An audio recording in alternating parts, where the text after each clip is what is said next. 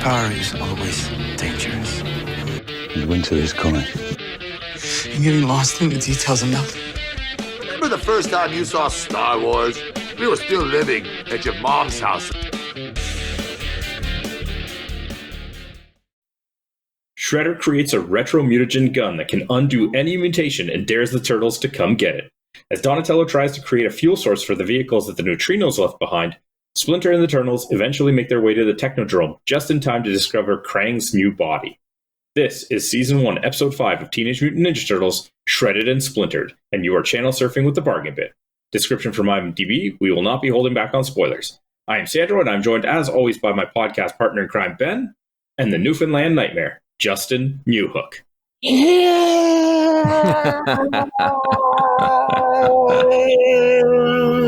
So it was the final time I had to make her the hell out one. Okay. So, what did we think?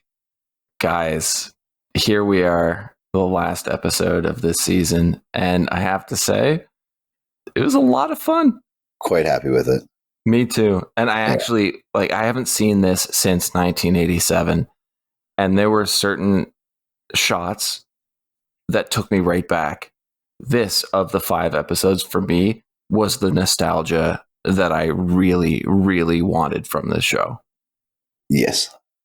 Before we get into the episode, since this is the final one of this season of channel surfing, I just want to ask you guys, we're all, to some extent, Ninja Turtles fans, correct? Correct. Yes.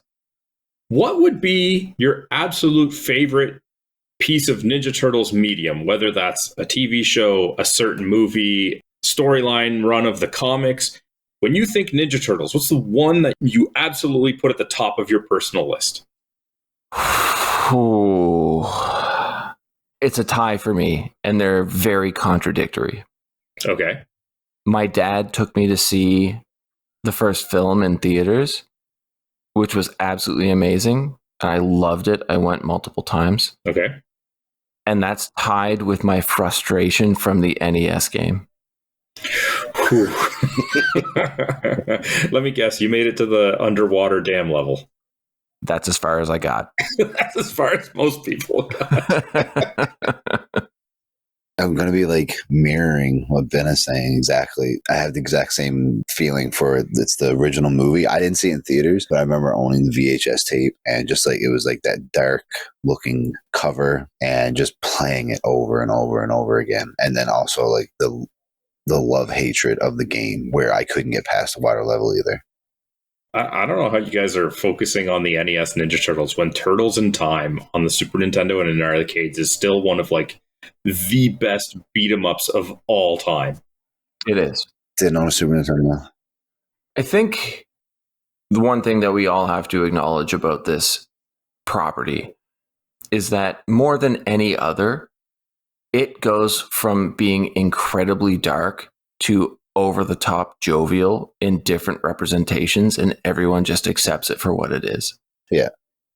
If you look at The Last Ronin and then you look at this, they aren't the same thing. You look at the original comics, you look at the 1990s comics, completely different. But we all embrace the Ninja Turtles for these characters. It can be light, it can be dark, it can be fun, it can be sad.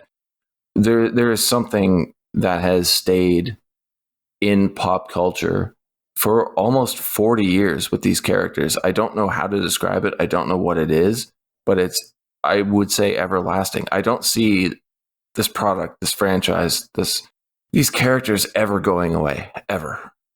And I think this first season, this 1987 season, was the intro for a lot of fans. And I don't know, this is an amazing property. And as much as I'm not a big fan of what we've covered so far, this one episode reminded me why I'm forever going to be a TMNT fan. Nice. Damn.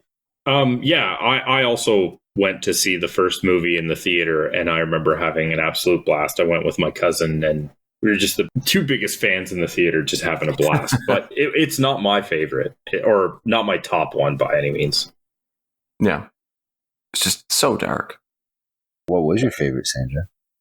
I think this is probably going to catch you guys both off guard and maybe some of the listeners, but it's actually the 2004 animated series. Or was it 2007? I don't think the year is too relevant. The second cartoon series that came out for this show. Yeah. I bought the first season on a complete whim because the DVD was really cheap in the store. Never caught it when it was on TV because that was at a period where I was, kind of late teens and early 20s, and I'm not going to be watching the show because that was not cool to do at the time. But then going back and watching this series first season that I picked up real cheap, I fell in love with it, and it is so underrated for how good of a series it is that I went and bought more and more of the DVDs and was paying like premium price to get them shipped in and stuff. And it is so good. And I feel like more people need to talk about that one, but I never hear anybody talk about it. I do hear people talk about it a fair amount. For me, I did the first few seasons of the original cartoon. I saw the first 3 films and kind of let it go from there. I haven't really revisited any Turtles since then, but people keep talking about different animated series, newer films, even the most recent film, which Sandra, I think you were not a fan of. I hated it. Yeah, I'm hearing so many great things about it. I'm not going to watch it. Like, don't get me wrong, but the franchise is just creating new fans constantly. So I'm hesitant to say anything else because Justin and I have already had 2 or 3 heated debates on the quality of the new movie. All right, gentlemen, calm down. We are absolutely on opposite sides of the fence on it. Yeah. He was like all grumpy about it and hated it. And like, I took it for what it was. Sandro, grumpy? Ben described it perfectly earlier when he said that in every different variation of this franchise, either lighthearted, serious, animated, in real life, whatever, it catches fans, and you're not going to be fans of every iteration of it. But this one, it wasn't my favorite, but it definitely stood out, like the animated movie. I think the big thing that stands out about the movie is that Ninja Turtles is a brand that has been going for a very long time. It's had 4 TV series, multiple series of movies, that we're at the point that people going to see the new movie in the theater are like parents who grew up with the show, who are taking their kids who are growing up with the current iteration of like the Nickelodeon shows and stuff like that. Yeah. And it just keeps going time and time and time again, which is incredible staying power for a brand. Yeah. And let's not dwell on, but at least acknowledge the live musical tour.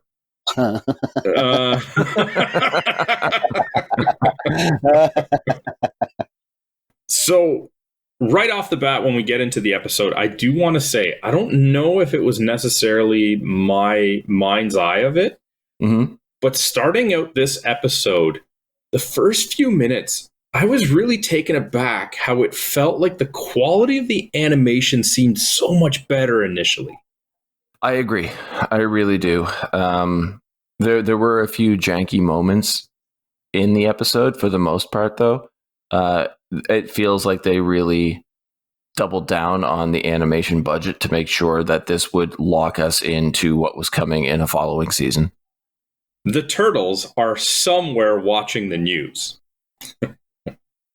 The entire news story is about the Ninja Turtles, but for some reason, the image is of a tornado. Yeah, noticed that too.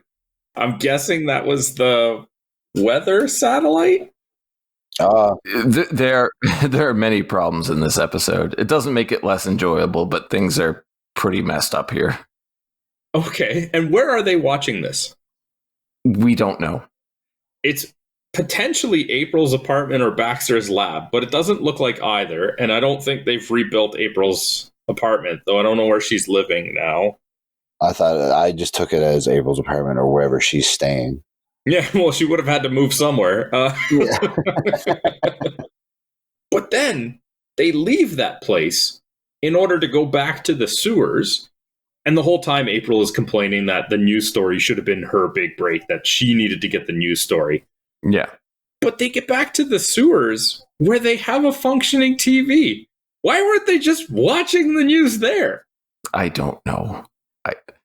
Like I said, this episode does have problems, but I'm with them for the whole thing here. Like, I'm just accepting everything. I do like the very quick setup.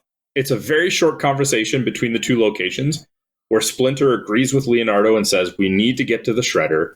The other turtles tell April that she needs to get her news story out there to essentially contradict these slanderous news stories about them. And then April heads back to the news station with Donatello's turtle comm, which is a nice way to let us know that Donatello has seemingly not run out of scientific ideas and created turtle comms for all of them. And it's quick. They're not wasting time on this one. No, which I love. Just give it to us and keep going. Yeah. No need to like waste time doing a little montage of him building shit. It's just here, done. Well, you're gonna get scenes of Donatello building stuff, but I do like how the turtle comm is literally just like, yeah, I did this. When? Sometime. Yeah. And you made it look like a turtle shell? Yeah. Yeah. Everything has to be branded like a turtle. Gotta make them toys. But then something really weird happens in my mind. Shredder somehow takes over their TV. I love this. And there's something here I need to say to you, so I'm curious to know what you're going to bring up. He's essentially setting a trap. He's not even hiding it. He tells them, like, come get this anti-mutagen gun I've developed. How did he take over their TV? Or is he taking over, like, all of the local TVs? Which, shouldn't that be causing people to have questions about what they're viewing? 100%. Or if it is just their TV because he found some sort of local feed, does that mean he knows where they are? I think it's all feeds, which is a disastrous move because now you're introducing yourself and the turtles to all of New York.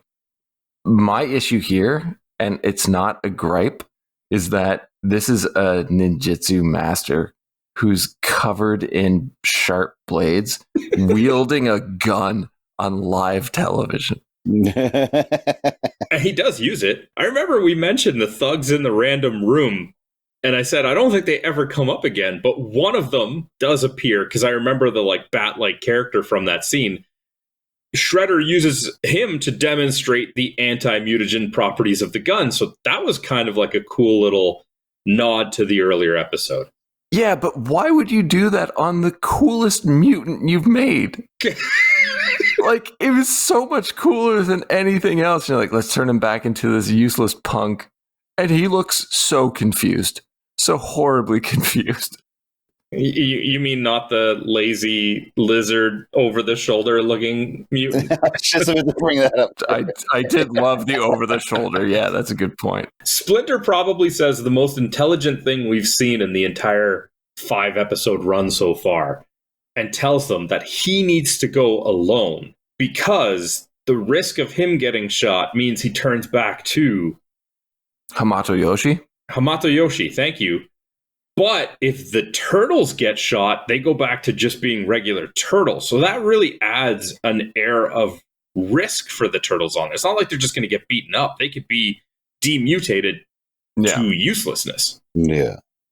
Is this where they're on surface level and we encounter Bebop and Rocksteady?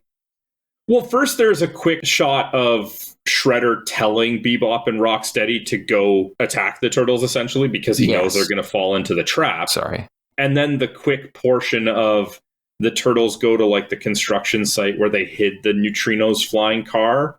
Yeah. And it runs out of gas. Plutonium. Let's just go to the plutonium station. I do like that, though, because who would have thought that the issue they'd run into is running out of fuel with the Neutrinos vehicle? I'm sure as a kid, I wouldn't have thought of that. No. But at the same time, you think that's something that Donnie would have paid attention to. And I love that he just runs away into that phone booth that magically takes him back into the sewers. And there's an elevator into the sewers. But then Raph says the most thing, and I know as soon as he said it, he goes, "There goes a good turtle." And I went, "Oh, Ben isn't going to let this one go at all." You're right. You're right. That is the most unraft thing to say. It makes no sense. I hate it. I hate it every second of it. Like, where's the snarky comment here? But he was putting over your boy. I know, which I can't complain about. I don't think there needs to be a snarky comment, because if you look at the things that Donatello has created in a 5-episode arc, It's true. it's like, very true. First of all, how many of these phone booth elevators must he have installed? He doesn't sleep. When the boys sleep, he's just running around the middle of the night doing all this crazy shit. The reason that he says he has to go is because he thinks that he might have a solution of something he saw at Baxter's laboratory, which apparently is an infinite supply of ideas and materials. And that's why he takes off, is because he's going to find a replacement for the Neutrino's flying car. Which is absolutely ridiculous, but it's 1987. We can let that go. Well, if you know where the episode goes, I don't know how that thing would have helped them underground to get to the Technodrome, as that's what they were going to use the Neutrino's vehicle for. There's no way. There's absolutely no way that would work at all. Wait, why wouldn't using the Neutrino's vehicle work? No. The Donatello's replacement for the Neutrino's vehicle. The replacement. Yes. Okay. Sorry. I was like, wait, that's what they came out with. I mean, it's a good invention for another toy, and I remember it being like a big toy that you could get. Great toy. But if it's to replace the Neutrino's vehicle, which they were going to use to get into the Technodrome, it would not have worked underground in the same way at all. No. Hindenburg all over again. Anyway, this entire discussion is interrupted, though, as the turtles that are left behind with Splinter somehow get ambushed by the ever so stealthy Bebop and Rocksteady, who are just reach out and grab them, I guess. And this is the perfect thing, Sandra, which I think you will get. And Justin, I don't know if you watch OSW, but they all get Pearl Harbored from the front. Like they just get grabbed. There's no sneak attack. Like they would have just been rushing up at them in full view and grab them by the necks. My favorite part about this, though, is how Mikey just gets chucked aside first and foremost, and that's it for him for a bit. Gotta eliminate that, amen. Like he's just erased from the scene for a little bit. All of them get just chucked, though, because Mikey gets thrown aside and you don't see where he lands. But Rocksteady, who has picked up both Leo and Raph in one hand each, just hucks them both at the wall. Yeah. And then he just starts blind firing in every direction, like he's somehow forgotten where he threw them. He's spinning around in circles, just trigger happy, firing everywhere. Yeah, and not hitting it. My big problem with this scene is that Bebop, after throwing Mikey off to the side, has Splinter in one hand, has his hand around his neck, then puts his other hand around his neck. Just kill him. Well, I think that's his intention. He says he's going to do it, and then Mikey hits him with the dumpster, which knocks him over. I know, but like it's a cartoon, so that's not going to happen. But like if this were a serious film, Splinter's dead.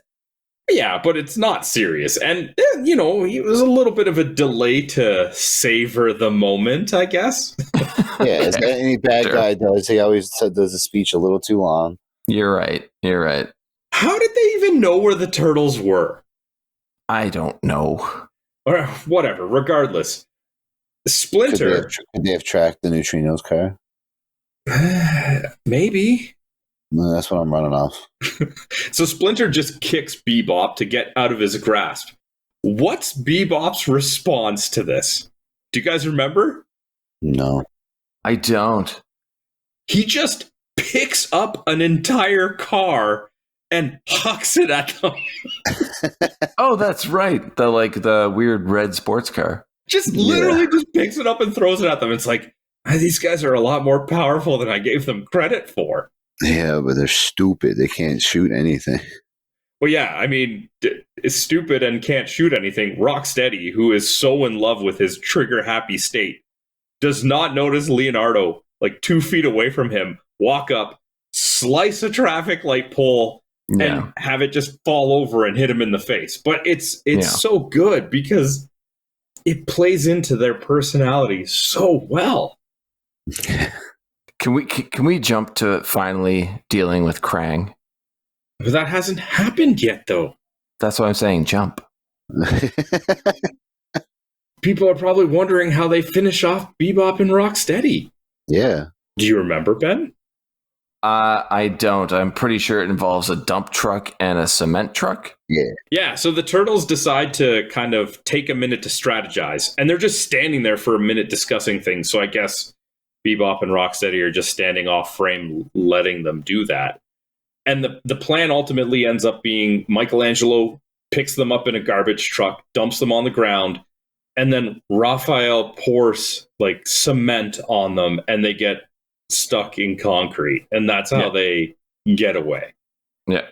But now, we cut to Shredder and Krang. You really wanted to get to this? Yes, because we finally see Krang's body that Shredder has created, which to me looks like Baby Huey from the Harvey comics, which is a giant duck wearing a bonnet and a diaper. But it's the Frankenstein reference that I really enjoyed. Okay. Because this is something that is geared towards probably the parents of the kids that are watching this, because no child is getting this reference. And we get this more in season 2 and 3, where we start getting more adult references that I really appreciate. But it's fun. It's a really fun scenario. What did you guys think about the reveal of Krang's body? I didn't put the reference together with Frankenstein. I don't know. Like, I'm sure subconsciously, like, I just like, oh, it's the same thing.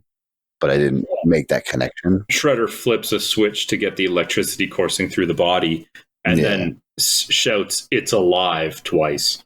Yeah, like, I just never put it together. When Ben points it out, it was like, oh, okay, yeah, totally. But it just, for some reason, didn't click with me that way. Because I don't remember really watching Frankenstein as much as that when I was a kid. But while I do enjoy the Frankenstein reference, when I see Krang in the body, I actually more so think Master Blaster from Mad Max Beyond Thunderdome. It's not the brain in the stomach. It's just a little person on the back of a masked giant body. I forgot all about that. You asked our thoughts about Krang's suit, and boy, do I have a few random thoughts on this scene. First of all, it starts with Krang reprimanding Shredder again for not creating the suit, to which Shredder is like, but I did create your suit. How long ago did you create it and just wait for this moment to be like, I gotcha? Just got it in reserve since episode 1. Yeah, he was just waiting for the next time he got like yelled at for it. Krang wants him to install a molecular amplification unit into the suit, which at first Shredder is resistant to, but then agrees to it because Krang shows him on a monitor that Bebop and Rocksteady had failed, which I'm surprised he knew that instantly.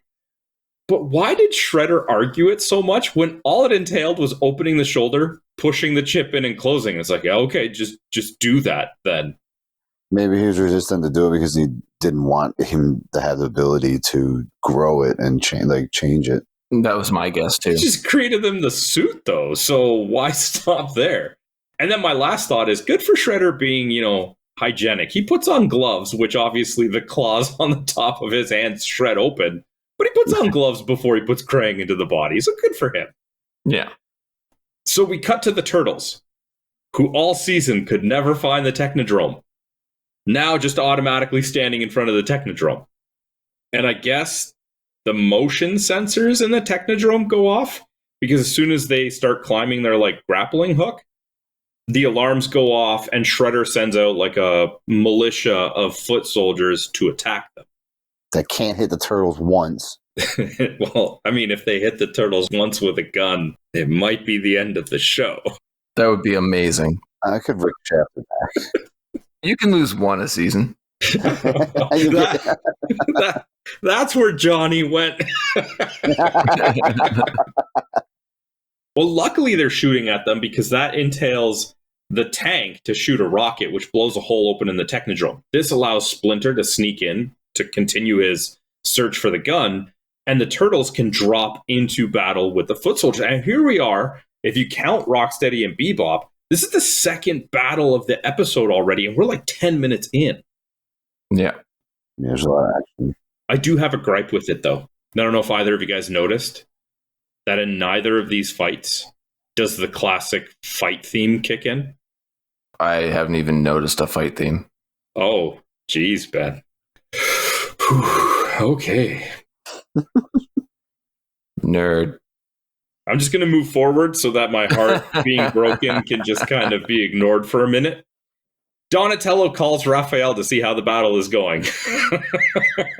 Raphael is being choked by a foot soldier and tells him not well. And Don is just like, okay, I'll call you back. No concern for Raphael at all. Yeah, there's two other turtles. Bill can get his back. But then Raph manages to get the foot soldier off of him. He punches him, knocks him to the ground, which it is actually kind of nice to see 80s cartoons where they at least hit each other. Mm-hmm. That doesn't happen a lot. I remember watching the entire Thundercats series, waiting for someone to hit someone, and it never happens. But Raph's idea is to get Leonardo to cut a sewage pipe to bring down some sewage on the foot soldiers as a distraction, as a tactic, or whatever. Before he even finishes the sentence, Leonardo is already in the air, cutting the pipe in half. Just waiting for an excuse to use the sword. He's clairvoyant. He knew what he was going to ask. Yeah, but like, we can't kill anybody in this series or like hit anybody. But like, apparently, biochemical warfare is an okay thing, though. Raw sewage. It's just New York sewage. What's the worst that could happen? Michelangelo, who apparently has the same hops as Leonardo, because these guys are just jumping to where there's a ceiling, which, if you look at the zoomed out shots, it's a very long distance, drops onto the pipe to bring it down further. And the turtles win the fight by having copious amounts of sewage just wash away the foot soldiers and their tank. Pretty big pipe. That's a lot of sewage. Yeah. It is New York. So all of this then takes us to April at the news station. Oh, God. There's some levels of absurdity here. But I just have one question before I get into what happens. How has April not lost her job like 6 times already in this show? I just stop asking questions. Every time the news station pops up, I just shake my head until something else happens. So yeah, we see April's boss is trying to get his game on with somebody over the phone. And April comes in asking for like a news team.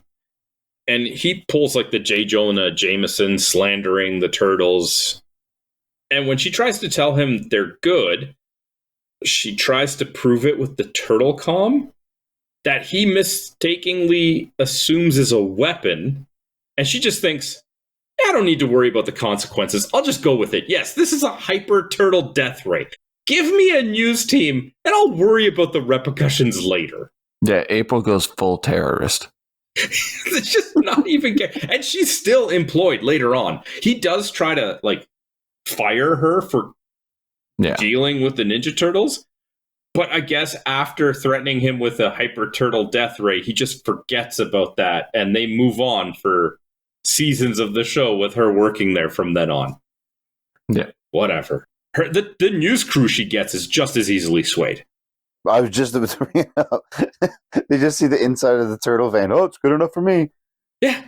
The boss is chasing after them with security, and the rest of the team, who has not been dealing with the turtles like her, are just like, oh yeah, you got a turtle van. Yeah, we're with you. Let's go. Ben. Yes. I need you to try and go over the next scene. It's Donatello with the maid. Oh God, yeah. The maid comes in thinking that he's Baxter. Yep. She has clearly the worst eyesight ever. Yeah, it's a horrible caricature. It's very racist. It's also 1987 America, so it makes sense. But Sandra, I don't know what exactly you want me to point out, other than that this is probably the most uncomfortable scene of the entire episode. Absolutely. It's so ridiculous. She starts to dust where he's been welding. The feather duster catches on fire, and she's just like, oh, okay, whatever.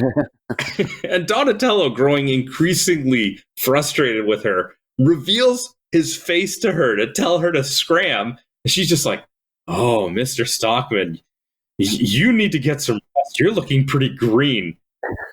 And that's the end of the scene. And the next time we see Donatello, he's working there, but she's gone. They don't even try to address it any further. Oh, she did. She did.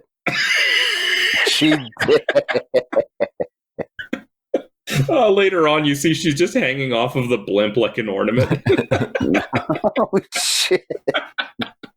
But yeah, now is when Krang wakes up in his new body, because I guess the electricity put him to sleep for a little bit. Hate it. He now decides, okay, I'm in my body. I can finally call my Stone Warriors without being embarrassed, I guess. And the Turtles, who have made their way into the Technodrome, see him in the portal room on the monitor, and they head to go and stop him because they realize the gravity of him opening that portal would mean an entire army invading them. I don't know how I'm supposed to follow that up. I mean, that's just matter of fact. That's just like full on description. Okay, well, before the Turtles make it to Krang, we finally see Splinter. He has found the gun. How many traps can these people fall for? Apparently, all of them. The gun is on a pedestal, illuminated by a spotlight in an entirely darkened room. And that doesn't have him question anything. If the Shredder shows up taunting you and he is transparent, that's not a human being. Don't attack it. Nothing is going to happen. And if it shows up again behind you, guess what? It's another trick. And it just happens again and again until the actual Shredder shows up behind him and just punches him in the back of the head. It's such a cheap move. And as annoying as it is, it's very funny. And I really, really enjoy it. And tell us how you really feel. The next sequence of events really confuses me. The Turtles manage to stop Krang from opening the portal by running into the room and just getting his attention. Oh, this is going to be tough. Krang decides to chase them while starting to grow due to the amplification unit. But where it gets really weird is that once they get outside of the Technodrome and they're right in front of him, he climbs out to the surface. The Turtles then are chasing him now. And the next shot we see is him just punching a random building. Yeah. You've never been in a fake body that's grown like 3 times its natural size and punched a random building before? Who's chasing who? I thought he was trying to get the Turtles. No, this has turned into a full-on kaiju TV episode for children. Why is he punching the building? To draw them out? They were right in front of you. If you can, you do it, man. It doesn't make sense. I never said it made sense. If I could grow 3 times my size, I'd probably punch a building and see what it was like. Oh, your Grinch heart grew 3 times this season. But well, not just the heart, the entire body. But they're right in front of him. Don't go to the surface. They're right there. They're even telling each other their goodbyes. Maybe he wanted the whole world to see. So we get a quick cut of the Shredder and Splinter fight that is still taking place, with Splinter using the so wonderful advice that he'll always get the upper hand because gentle always turns away strong. Not familiar with that adage. No. Gentle. Always. That's word for word. Gentle always turns away strong. What are you expecting to say to that? I just take it in, man. Just take it in. No, I'm not just gonna take it. No, okay, that sounded terrible. But like, no, like, what? Okay, never mind. All right, so we cut back to Krang, who, I guess after punching a building, remembers, oh yes, I was after the Turtles. But before he can stop them, we get the reveal that Donatello is in the turtle blimp he shoots at Krang from off screen. Yeah. A ladder drops down so the other turtles can climb the ladder. And Raph really disappoints me here. Oh, no. I'm sure you guys don't remember, as I'm questioning if you even watched the episode. Raphael asks Donatello, does this actually work? Despite the fact that he already saw it shoot Krang, and they are currently flying in it.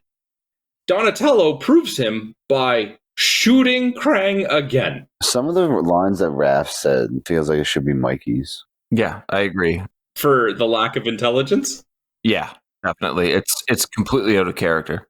Yeah, maybe if it was delivered with more attitude, I could believe that it was Raph. But every time Raph made a quirky joke about anything or said any line, I was like, why didn't Mikey get that? Yeah. Well, Donatello probably says his least intelligent thing of the episode here, where he points out something in the suit must be making him grow. Yes. Duh. The last time you saw him, he didn't have the suit. Now he's in the suit. We have to remember, this is a television show for 5-year-olds. Uh-huh. You can't pick on things like that. He's just guiding the story along. Get pretty defensive when it's your Donatello, eh? Well, Donnie's the best, of course. Just like in New Kids on the Block, you defend Donnie, man. Sorry, continue. Nobody's putting Donnie down, but Jordan is the best. So Leo and Donatello drop onto the shoulder and cut their way in just in time for April to show up with the news group and start filming it, whatever. There's a couple of little things here. Donatello and Leonardo are in the shoulder, and they make a comment. Hopefully he doesn't make any sudden movements, where that's the exact moment that Raph and Mikey drop a bomb on it, so he definitely makes a motion. That's like the TV show 101. Yeah. I wonder what's going to happen. Yeah, and then they find the chip that's making him grow, and I guess they've never played a video game because Leonardo just starts hacking at the metal, ignoring the very obvious weak point of the crystal shining brightly in the center. But then Donnie comes to the rescue.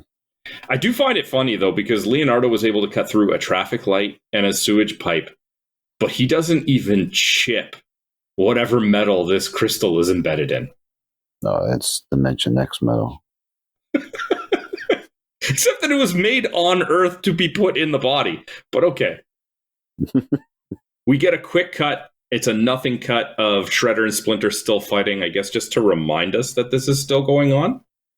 Before we find Donatello is just like, Leo, come on, man. Get out of the way. And he just destroys the gem because I guess he's the only one thinking right now. Yeah. Leo's too enraged. So after Donnie breaks the gem, the suit starts shrinking again, and they have to escape in time. And they do so, because they're not going to get crushed in the suit. But this allows the 4 turtles to confront Krang. And we as the audience can finally see the full extent of what this suit can do, because we're going to get a showdown between Krang and the turtles, right? Nope. No. The turtles are confronting Krang. They're all on the ground. And Krang's first move is to He turns his hand into a walkie-talkie. And calls Shredder for help, rather than actually fighting back himself. Because he realized it was 4-on-1. We're coming up on my favorite part of this episode, but 100% my favorite part. And that is after Splinter frees himself from this weird electric cage that Shredder put him in. Which makes you think, Shredder could have put him in this cage at any point. He only does it when Krang calls him for assistance. Because I guess he actually just wanted to fight Splinter. Yeah. If the whole point is wanting to fight Splinter, just shoot the rat. You have a gun, just shoot him. But it's a cartoon, I get that. Despite the fact that he's evil, though, I think he just wants to one-up him. Yeah. Like they've alluded in the entire series to him always falling short, right? Not being the star pupil, etc. Yeah. And I feel like there is at least a sliver of him that wants to be able to say, I was able to beat you in combat without cheating and this and that. He'll do it if he needs to. He's not an honorable character, though, so that doesn't really make sense.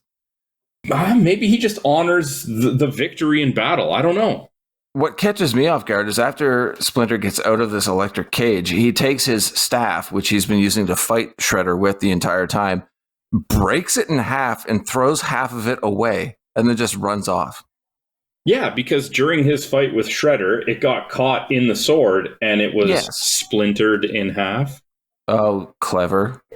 But when he gets to the surface, when the turtles are being held at gunpoint with that mutagen gun, or anti-mutagen gun, Splinter just throws half of his staff at it and the gun explodes?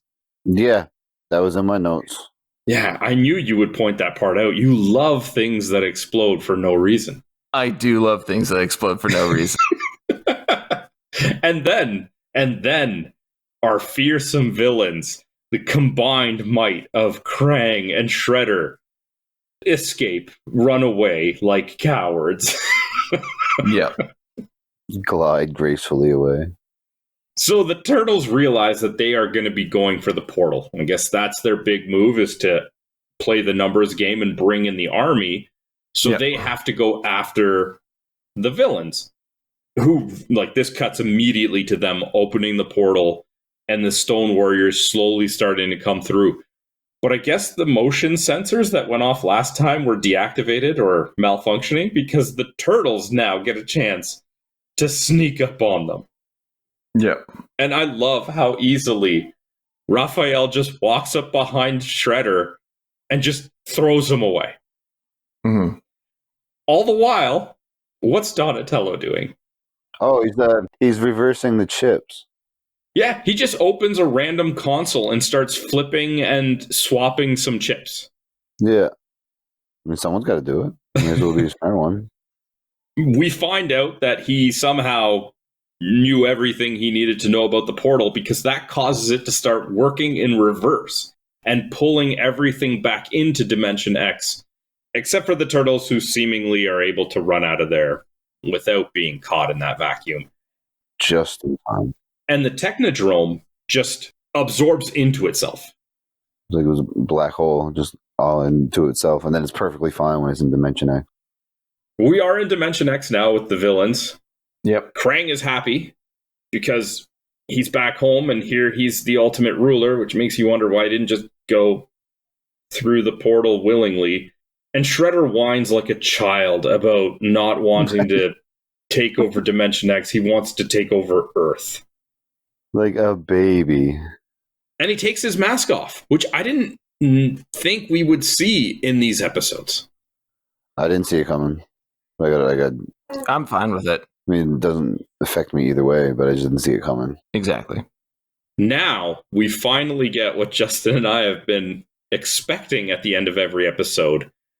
A scene in the lair to close it all out. Yeah. The Turtles are back in the lair. They're watching now April's news story, where she's painting them in a positive light. Splinter says that I guess it's his karma to stay a rat, which is kind of sad, I guess. Could use different choice of words. Yeah. Oh, also I forgot.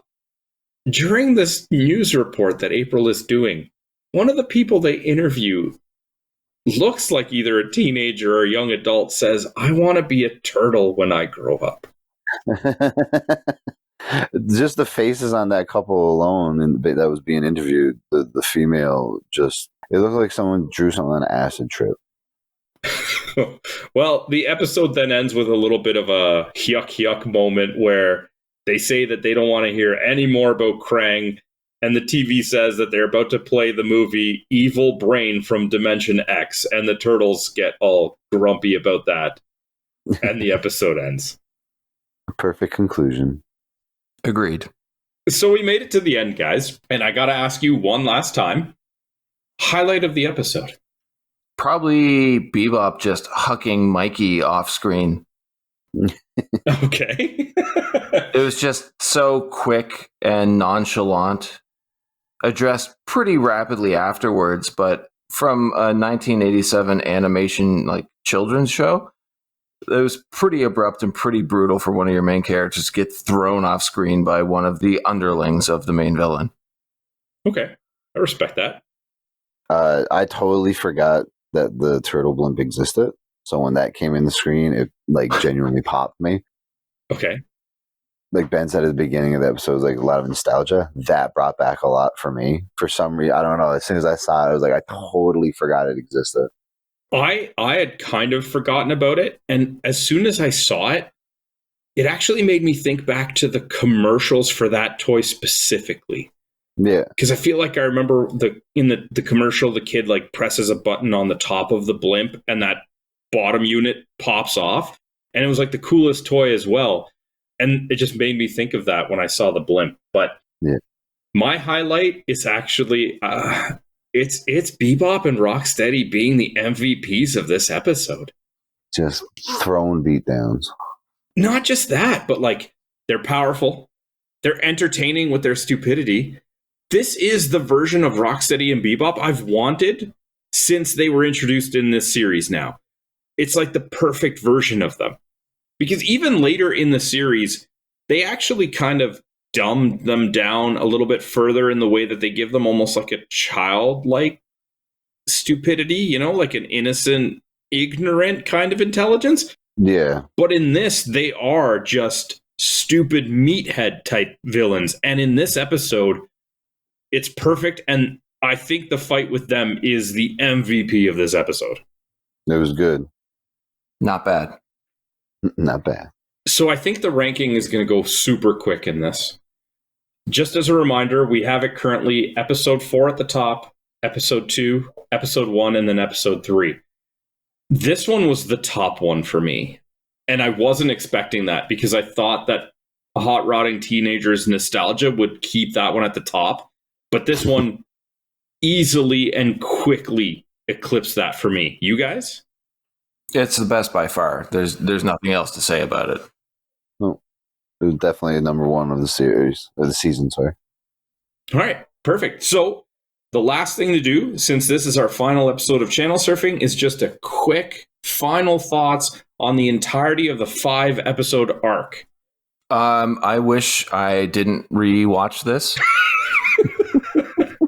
because when I did watch it, I was 5 years old and thought it was amazing. I'm 41 years old. It's pretty juvenile, but the last episode is definitely worth watching. I don't remember watching as a kid. Like, I know I did. I remembered nothing of it. So then rewatching it as an adult and trying to understand certain things definitely was frustrating. But having to put yourself back into the 1980s and, like you said, you were a kid, then it's a different story. I wish I could remember watching it back then or when I did end up watching it, but I don't remember any of it. So, like, just in this rush of nostalgia was basically when I seen everything that was a toy, because I remember having all the toys. Okay. I mean, for me, I enjoyed 4 of the 5 episodes. I enjoyed them in different ways. There was definitely flaws in all of them. I am the kind of person who has revisited some of these things. Like, I went back and watched the entirety of Thundercats as an adult. I watched some other shows that I watched when I was a kid, like Bucky O'Hare and stuff like that. And honestly, this is maybe one of the worst out of all of the ones that I've rewatched. But the nostalgia kind of almost pushes it over the finish line for me. So there are definitely issues. There's definitely a lot more that I prefer to the 1987 show. Video games, other shows, a number of the movies were quite stellar. But there is this like undeniable nostalgia that I don't think I could get from anything else that probably clouds my opinion of it a little bit. Mm-hmm. Mm. But at the same time, I know this wasn't objectively a great series. It was fine. Like, it had good parts. I think it had more good than bad. Yeah. But I don't think that if I saw this fresh without the nostalgia that I would think, oh yeah, this show would start like a brand phenomenon that would last 4 decades and counting. It's a great way to look at it because I wouldn't thought of it that way either. But yeah, if you see in this, you're not going to think it's going to be the worldwide phenomenon that it became. So despite Ben's displeasure with the show, I personally am glad that I got a chance to revisit it just to see it from a different perspective. And I'm glad I got to experience that with you guys. So for the last time, signing off from the Ninja Turtles 1987 Season 1. Have a good one. All the best. Bye.